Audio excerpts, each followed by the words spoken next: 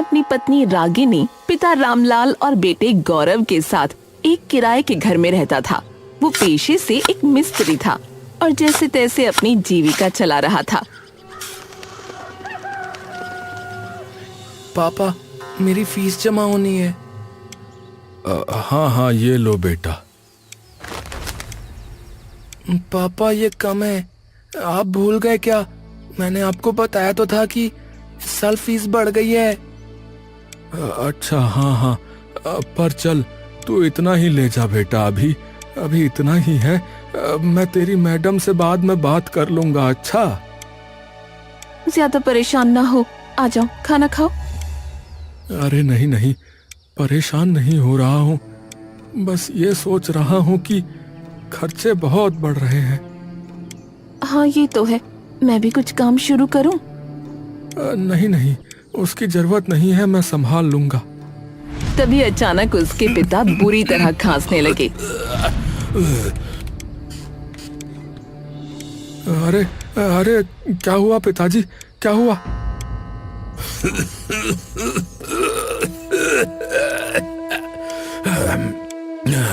अरे ठंड लग रही है बेटा, बहुत ठंड लग रही है।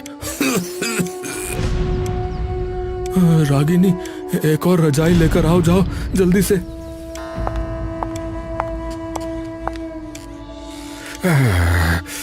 बेटा मोहन, तेरे ऊपर बहुत बोझ आ गया है ना। अरे नहीं तो, किसने कहा?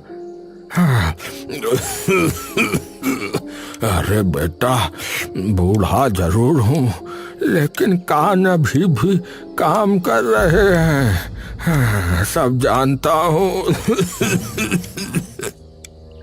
अरे आप फिक्र मत करो पिताजी।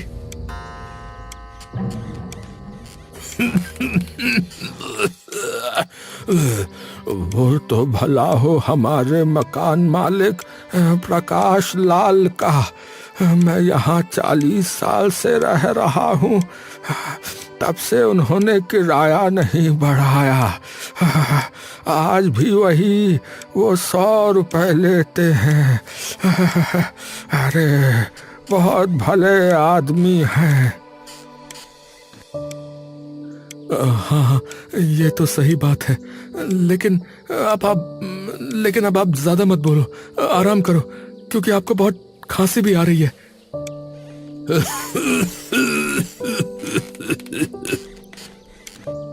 रामलाल खांसते खांसते सो गए। इस बीच एक दिन सर्दी अपने चरम पर पहुंच गई। हवा ऐसे चल रही थी जैसे किसी ने बर्फ का तूफान खोल दिया हो। उस शाम मोहन बाहर काम से लौटा तो उसके हाथ पैर सुन्न थे। अरे राम राम राम राम, आज तो बहुत ज्यादा सर्दी है। पापा, मेरे हाथ पैर सुन्न हो रहे हैं। बहुत, सच में बहुत ठंड है। आप जल्दी आ जाते तो अच्छा होता। आज पिताजी की तबीयत बहुत खराब है। मोहन ने तुरंत चारपाई पर पड़े अपने पिता की तरफ नजर डाली। रामलाल बुरी तरह कांप रहे थे। उनकी खांसी अब और बढ़ चुकी थी। अरे पिताजी, क्या हो गया आपको पिताजी?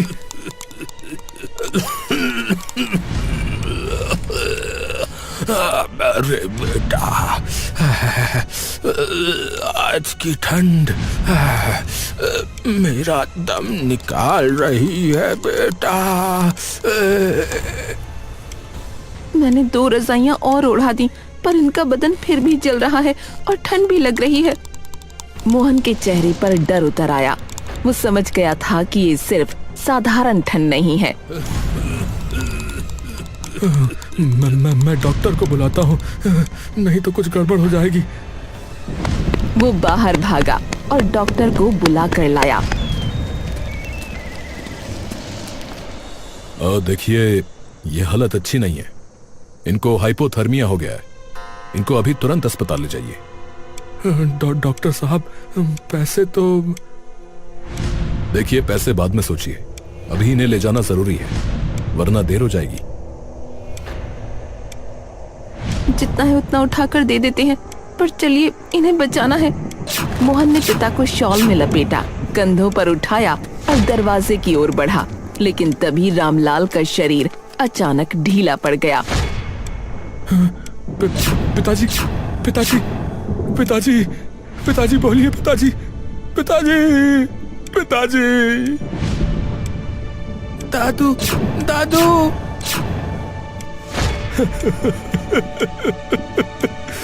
पिताजी। हे भगवान, ये क्या हो गया? रामलाल दुनिया छोड़कर जा चुके थे। मोहल्ले वाले इकट्ठा हो गए। डॉक्टर ने दोनों हाथ जोड़ दिए। अब देखिए, मुझे अफसोस है, ये अब नहीं रहे। मोहन जमीन पर बैठ गया, चेहरा दोनों हाथों में छिपा लिया। गौरव रोते रोते हिलने लगा। रागिनी बाप जैसे ससुर को पकड़े बैठी रही। फिलहाल अब अंतिम संस्कार के सिवा करने को कुछ नहीं बचा था, तो वही कर दिया गया। उनका मकान मालिक प्रकाश लाल भी आया। मोहन, मुझे भाई बहुत दुख है। तुम्हारे पिताजी बहुत सीधे और नेक आदमी थे। जी जी भाई साहब जी। लेकिन अगले ही दिन प्रकाश लाल दोबारा उनसे मिलने पहुंचा। मोहन समझा शायद सांत्वना देने आए हैं, लेकिन बात कुछ और ही थी। अरे आइए आइए भाई साहब, बैठिए। नहीं नहीं, मैं बैठने नहीं आया, एक जरूरी बात के लिए आया हूँ। कैसी बात? देखो मोहन, मैं आपके पिताजी की वजह से किराया नहीं बढ़ा रहा था, पर अब जो है हालत और जमाना दोनों बदल गए हैं, समझ रहे हो? मतलब देखो भाई, मतलब ये कि अब से किराया 100 रुपए नहीं बल्कि 1000 रुपए होगा। हाँ। मोहन के चेहरे का रंग पल में उड़ गया। क्या 1000 रुपए? आप मजाक कर रहे हैं क्या? बिल्कुल नहीं, साफ साफ बोल रहा हूँ। अगर दे सकते हो तो रहो, नहीं दे सकते हो तो फिर घर खाली कर दो भाई साहब। अरे, दादाजी की मौत के अगले दिन भी कोई ऐसे बोलता है क्या? प्रकाश भाई, हम कब से यहाँ रह रहे हैं? आप जानते हैं कि मैं वक्त पे किराया दे देता हूँ। मेरे पिताजी की चिता की राख भी अभी ठंडी नहीं हुई है। देखिए, मुझे भावनाओं से फर्क नहीं पड़ता है मोहन भाई। जमाना बदल गया है, मेरा भी खर्चा है। बताओ, रहोगे या जाओगे? अरे 1 महीने की मोहलत और दे दो भाई साहब, मैं कुछ कर लूंगा। अरे 1 दिन की भी नहीं दूंगा भाई साहब, शाम तक घर खाली कर दो, बता रहा हूँ। वो मुड़कर चला गया। रागिनी और मोहन हैरान खड़े रह गए। अरे चलने की तैयारी करो। पर अरे मैंने कहा ना, चलने की तैयारी करो। थोड़ी देर में मोहन ने पुराना बक्सा, कुछ कपड़े, 1-2 रजाइयां इकट्ठी की और घर से बाहर निकल आए। ठंडी हवा उनके चेहरे पर कोड़े की तरह पड़ रही थी। हे भगवान, हम जाएं कहाँ? कोई कमरा देखते हैं, हिम्मत रखो। मोहन ने बहुत कोशिश की, लेकिन 1000 से कम किराया कहीं नहीं था।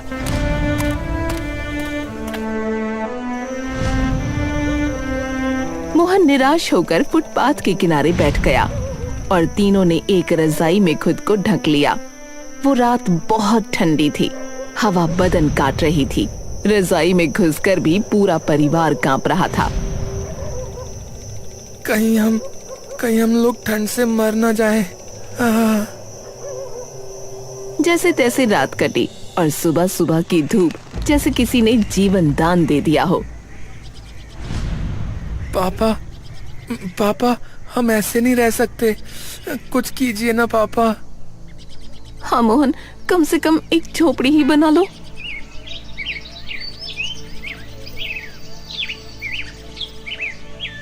हाँ ठीक है, जो मिलेगा उससे बना लेंगे, कुछ भी करके। मैं भी आपकी मदद करूंगा पापा। मोहन और गौरव कबाड़ी वाले के पास गए।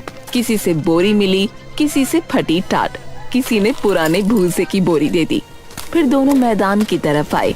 जहाँ टूटी लकड़ियाँ पड़ी थीं। दोनों लकड़ी गाड़ते, टाट बांधते, भूसा ठूंसते गए। पापा जल्दी करिए, ये भाग रही है। अरे अरे मैं तो कस रहा हूँ, तू पकड़ के रख। ये बोरी इधर लगा दो, हवा कम लगेगी। बस थोड़ी और मेहनत, फिर हमारा घर तैयार हो जाएगा बेटा। भूसे की खुशबू, टाट की खड़खड़ाहट और तीनों लोगों की सांसें। मैदान में बस यही आवाजें थीं। आखिरकार शाम तक एक छोटी झोपड़ी खड़ी हो गई। देख बेटा, घर बड़ा हो या छोटा, उसमें प्यार हो तो ठंड भी हार जाती है। पापा, ये झोपड़ी ना हमारे लिए ना महल है। हाँ, क्योंकि इसे हमारे हाथों ने बनाया है। भूसे की झोपड़ी खड़ी तो हो गई थी, लेकिन अंदर की सर्दी किसी जंगली जानवर जैसी थी, घुसती, काटती और बेचैन करती। रात ढल रही थी और आसमान पर बादल ऐसे घूम रहे थे जैसे ठंड को और गहरा करने की साजिश कर रहे हों। मोहन, रागिनी और गौरव ने अंदर की टाट की दीवारें ठीक की, भूसा दबाया और रजाई में सिमट कर बैठ गए। पापा, ये हवा तो झोपड़ी के अंदर भी आ रही है।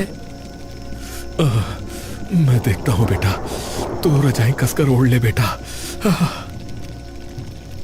हे भगवान, ये रात कैसे कटेगी? भूसा भी ठंडा हो गया है। हवा की आवाज झोपड़ी के ऊपर ऐसे पड़ रही थी जैसे कोई भारी चीज धकेल रहा हो। बाहर से सरसराहट, टाट की खड़खड़ाहट और भूसे की आवाज सब मिलकर डर पैदा कर रही थीं। और अचानक एक तेज झटका आया जिससे झोपड़ी की आधी छत धड़ाम से अंदर गिर पड़ी। भूसा चारों तरफ उड़ गया। रागिनी चीख उठी, मोहन, सर पर गिर जाता तो क्या होता?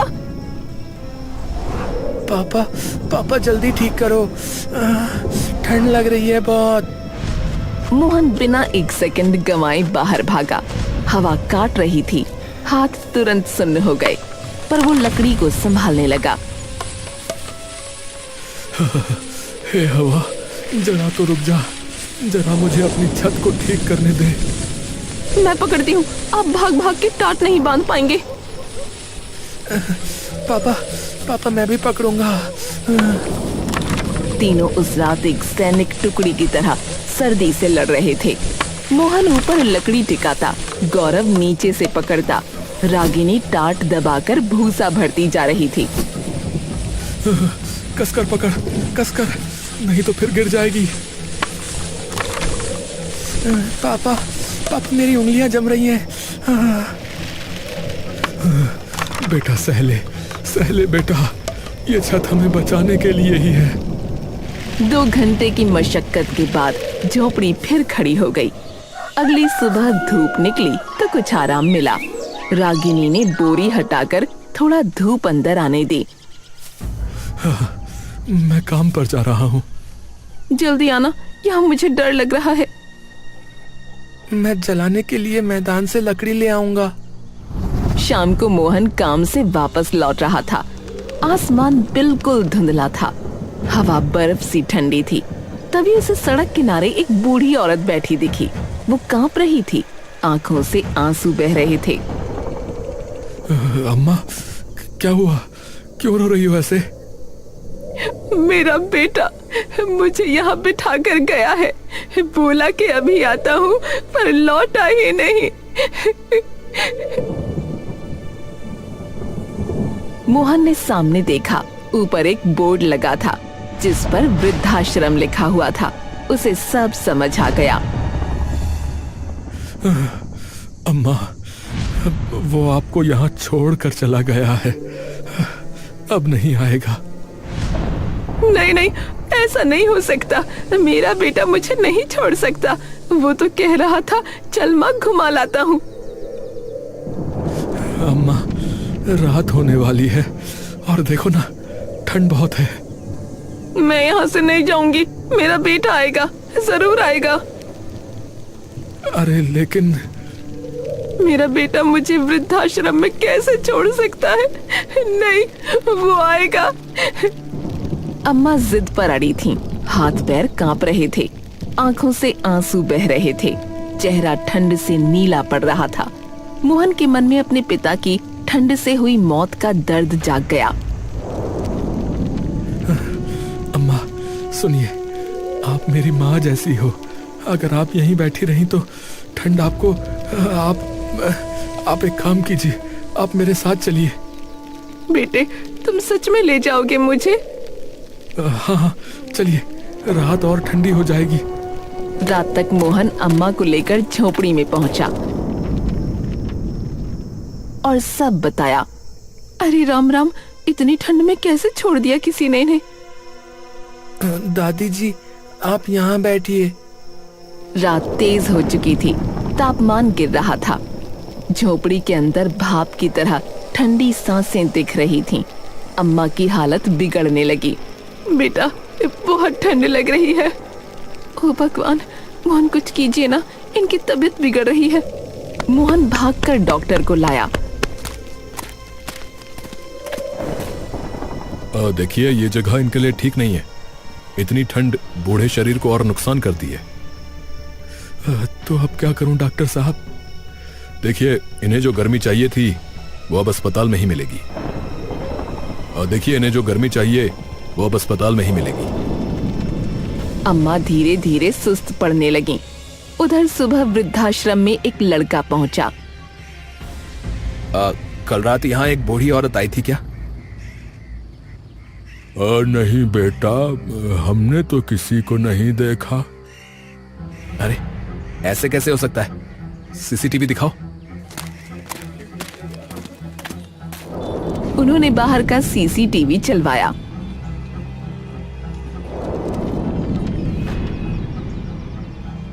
समीर की आंखें चौड़ी हो गईं। अरे, ये आदमी कौन है? ये मेरी माँ को कहाँ ले गया? गुस्से से उसका चेहरा लाल हो गया, पर वृद्धाश्रम वाले भला क्या जाने। समीर बाहर निकला, दिल उबाल खा रहा था। तभी उसने देखा सामने से एक जनाजा आ रहा है। जनाजे के पीछे चलने वाला आदमी वही था, फुटेज वाला। अरे रुको, तुम ही थे ना जो रात को अम्मा को अपने साथ ले गए थे? कहाँ है मेरी अम्मा? तुम्हारी अम्मा? हाँ, सीसीटीवी में देखा है मैंने। बोलो, कहाँ है वो? कहाँ ले गए थे उन्हें? मोहन की आंखें भर आईं। बेटा, वो वही है। कहाँ? इस अंतिम यात्रा में ये उन्हीं का अंतिम संस्कार हो रहा है बेटा। समीर की सांसें अटक गईं। क्या? कल रात की ठंड वो सह नहीं पाई बेटा। मैंने बहुत कहा कि वृद्धाश्रम में चले, लेकिन वो मानी नहीं। कहा कि बेटा आएगा। फिर मैं इन्हें अपनी झोपड़ी में ले गया, पर ठंड और तेज थी। मैं बचा नहीं पाया। समीर वहीं घुटनों के बल गिर गया, चेहरा दोनों हाथों में छुपा लिया। आंसू गिरते जा रहे थे। हे भगवान, ये क्या हो गया? ये क्या हो गया? मैं आ रहा था, मैं सच में आ रहा था। उठो बेटा, उठो, हमें इनका अंतिम संस्कार करना है। चलो। अम्मा की चिता की आग अब धीमी होकर राख में बदल रही थी। मोहन, रागिनी और गौरव चुपचाप खड़े थे। उसी बीच समीर ने कांपते हुए अम्मा की चिता को अंतिम बार देखा और फिर मोहन की ओर मुड़ा। बेटा, एक बात पूछो। पूछिए। तुमने इन्हें वहां क्यों छोड़ा था? मैंने नहीं छोड़ा था, मैंने नहीं छोड़ा। तुमने नहीं छोड़ा? क्या मतलब? तो किसने छोड़ा? मेरा नाम समीर है और ये अम्मा मेरी दादी थी। उन्हें मेरे पिताजी वहां छोड़ आए थे।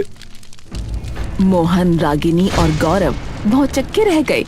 समीर की आंखें नम थीं, पर उनमें एक गुस्सा गहरे पानी जैसा छिपा था। मैं तो विदेश में पढ़ता था। कल रात ही आया हूं। जब मैंने घर में पूछा कि अम्मा कहाँ है, तो मेरे पिता ने कहा कि उनका देहांत हो गया।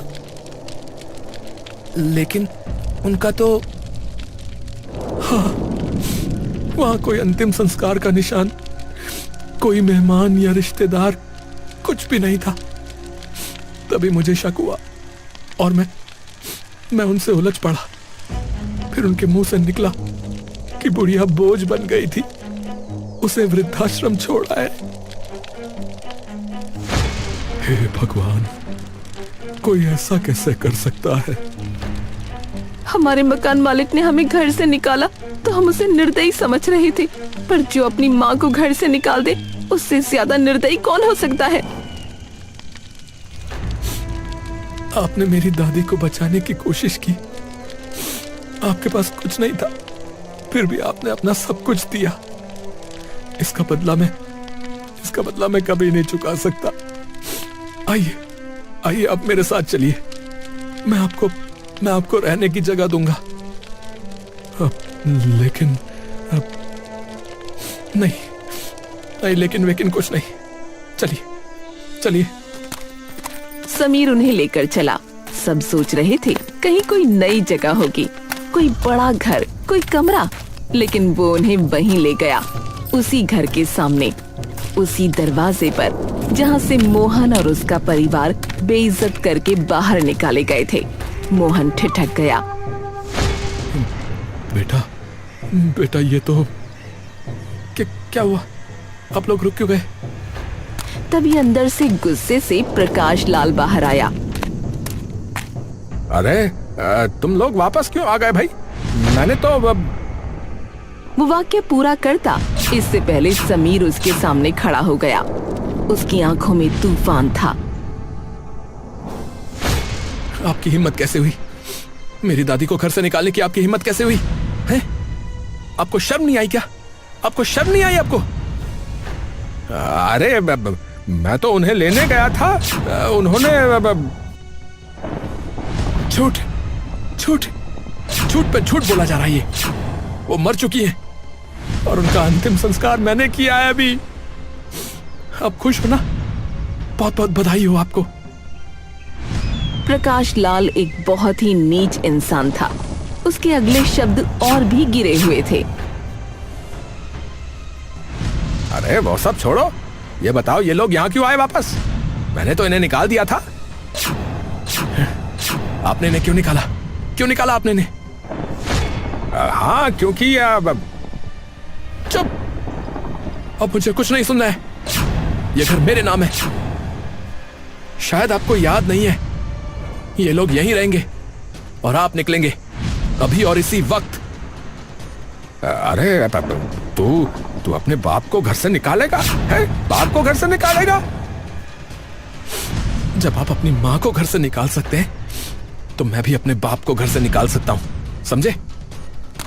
मोहन ने आगे बढ़कर समीर को पकड़ लिया। अब बेटा गुस्सा मत करो। जाने दो, जो हुआ सो हुआ, जाने दो बेटा। अब इन्हें निकालने की जरूरत नहीं है। मोहन अंकल, मैं आपकी इंसानियत समझ रहा हूं, पर मेरे पिता की हरकतों की कोई माफी नहीं है। जिसने अपनी मां को ठंड में मरने के लिए छोड़ दिया हो, ठंड में मरने के लिए, वो किसी घर के लायक नहीं है। किसी घर के लायक नहीं है वो। प्रकाश लाल रोने लगा, हाथ जोड़ने लगा। अरे बेटा गलती हो गई बेटा, दोबारा नहीं होगी। दोबारा के लिए मेरी दादी जिंदा है? अब मेरी दादी जिंदा है? बोलो। उनको तो ये ठंड खा गई और आपके कर्मों ने मेरे दिल को इस ठंड से भी ज्यादा ठंडा कर दिया है। अब इसमें आपके लिए कोई भावना नहीं है। प्रकाश लाल गिड़गिड़ाता रहा। पर उसको घर से बाहर निकाल दिया गया। मोहन अंकल, आइए, ये घर अब से आपका है। मेरी दादी ने अपनी पूरी उम्र इसी घर में बिताई थी और उनकी आखिरी यादों को मैं इंसानियत के साथ जोड़ना चाहता हूं। आपने उन्हें मन से अपनाया, अब ये घर आपको मन से अपनाएगा। बेटा, भगवान तुम्हें खुश रखे। तुमने हमें सिर्फ छत नहीं दी, इज्जत भी लौटा दी बेटा, इज्जत भी लौटा दी। और इस तरह उनके जीवन में वापस से सब ठीक हो गया।